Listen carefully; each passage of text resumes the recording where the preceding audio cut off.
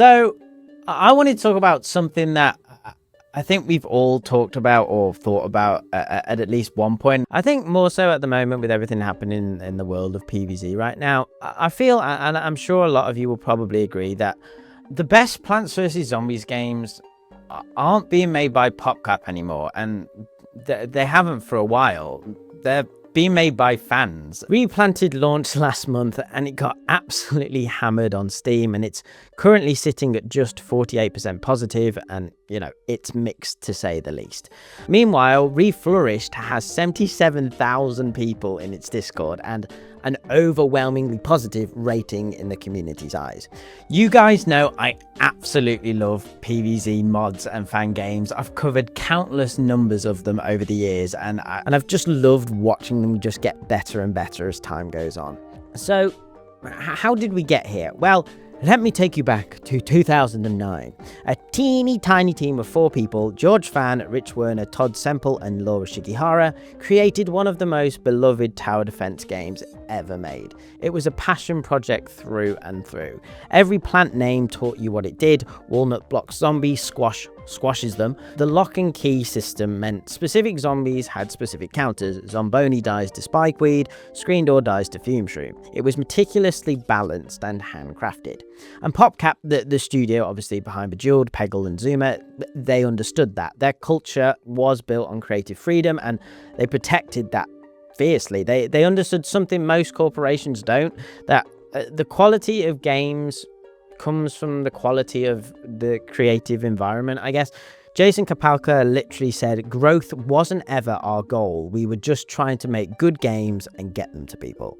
On July 12th, 2011, Electronic Arts acquired PopCap for $750 million in cash and stock, with potential earnouts up to $1.3 billion. However, that earnout structure changed the studio ultimately. PopCap's leadership suddenly had an incentive to maximize short-term revenue, to hit bonus thresholds and other things. One of PopCap's founders later admitted that those earnout incentives were pretty bad in the long run, as we know. And that's because when companies become so financially driven like that, it can start getting nasty. Within 13 months, PopCap underwent significant layoffs, including around roughly 50 employees, including their culture team. Now, these are the people who were responsible for maintaining PopCap's playful and weird, their identity. This was later followed by a huge blow for the studio. In August 2012, George Fan, the lead designer, was laid off. Stories from inside point to mounting pressure from monetization, including the infamous renting plants idea, which Matt Johnson opposed, obviously, and unfortunately, it was soon after this that he himself was laid off as well.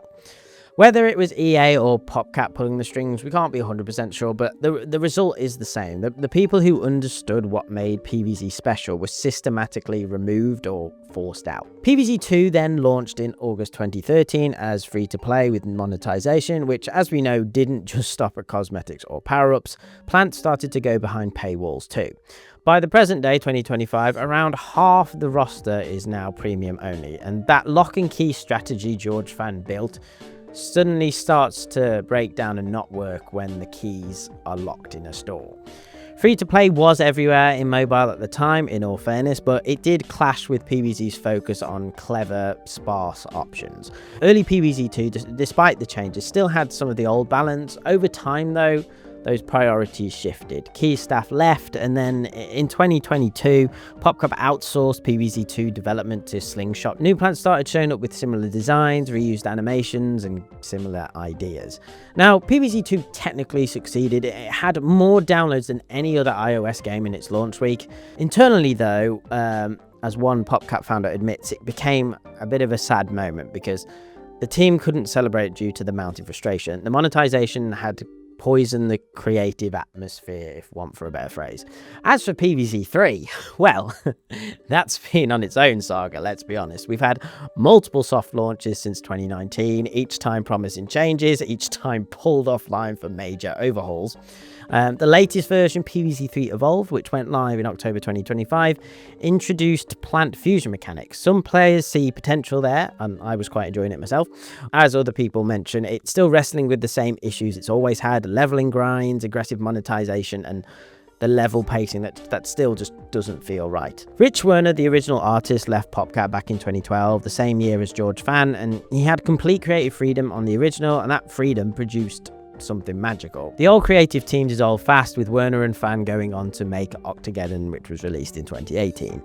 Laura Shigihara, the composer, had the same creative freedom. She played the game first to understand the tone, cute, silly, undead, all that stuff.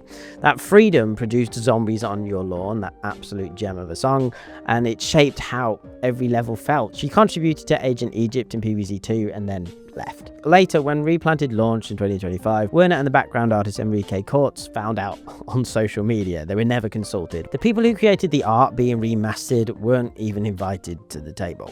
This, of course, was further soured by AI upscale accusations, missing dynamic music, which they have added back in now. Many bugs and glitches resulted in a rough 48% mixed Steam rating at the time of recording. Now, whilst PopCap continued to fall apart, the Plants vs Zombies community tells a completely different story. Fan games and mods began to swoop in to save the day. The likes of Reflourished, Alternate Universe, and Eclipse didn't just begin fixing PopCap's mistakes, they were surpassing them. Reflourished alone has more than 300,000 downloads.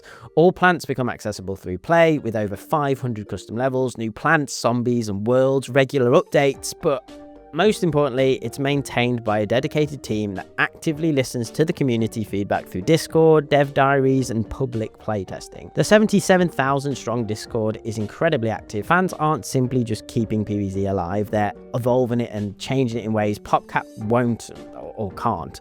And the thing is, these mods aren't just popular because they're free, they're popular because they understand what made PvZ special in the first place. They're putting genuine care into everything they do. No monetization means levels can be designed around challenge and creativity, not difficulty spikes that are made to encourage spending. George Fan himself said in a 2023 Reddit AMA that he was intrigued by the mod that removes all the microtransaction stuff. He didn't say Reflourished specifically, but it was certainly inferred as that, or altverse based on the comments. When the franchise's original designer endorses fan work, in a sense, that tells you everything.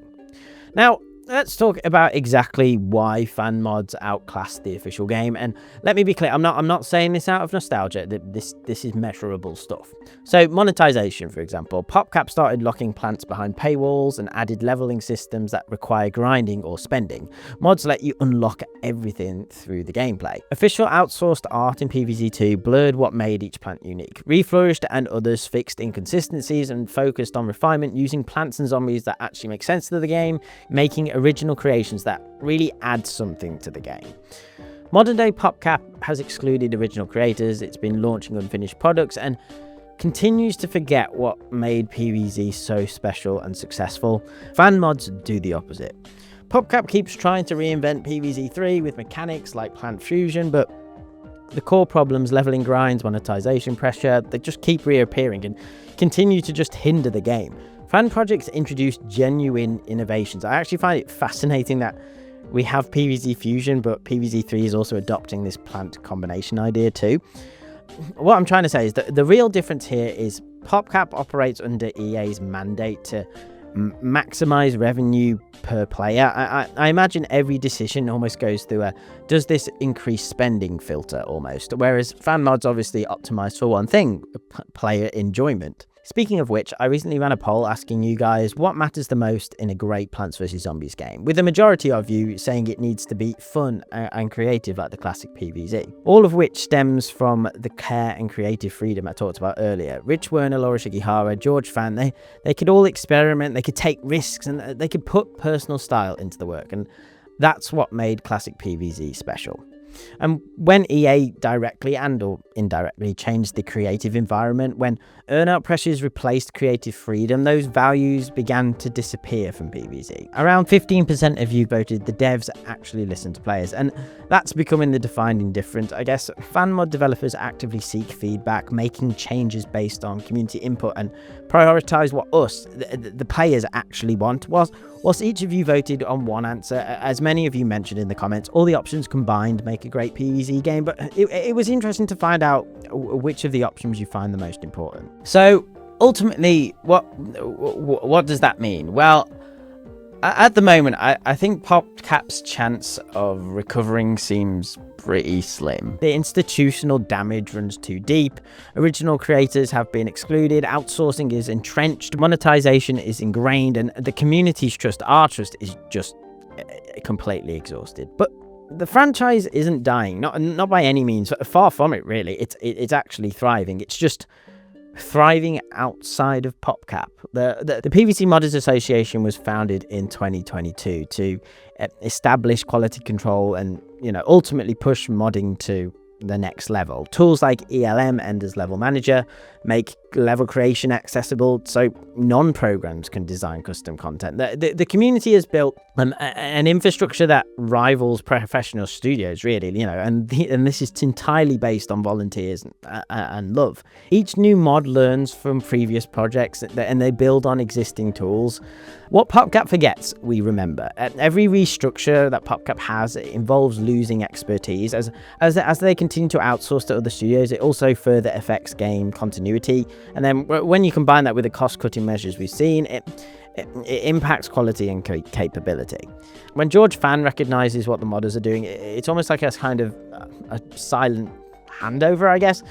But yeah, what I'm trying to say, I guess, to round this up is, if you want the best Plants vs. Zombies experience in 2025, you don't play the official releases. You play the likes of Reflourished, Altverse, or Fusion. Official games have unfortunately become remnants of what the franchise was, a franchise that lost its way. The real PvZ, the one honouring George Fan's design vision, lives in fan-created projects. The best PvZ games aren't made by PopCap anymore because PopCap stopped making games worth loving. The community filled that void, and honestly, they filled it better than they ever could after EA stepped in. And just to be clear, this isn't PopCap good, EA bad. EA wasn't malicious. They brought structure and professionalism to the studio. The problem was the conflicting ideas about what drives great games. But both studios are at fault, but the way forward was lost at that impasse, I guess. But what do you guys think? Do you think PopCap can rebuild their trust, or is the future of PvZ now cemented in the hands of its fans? And if you've never tried the fan mods, what's stopping you? Because if you love the original Plants vs. Zombies, those mods are where the heart and soul of it still is, where it lives now. But yeah, that's going to do it for today's video, guys. I hope you found it interesting. I hope you enjoyed. But let me know what your thoughts are in the comments below, and I shall see you in the next one. Okay, thanks, guys. Bye.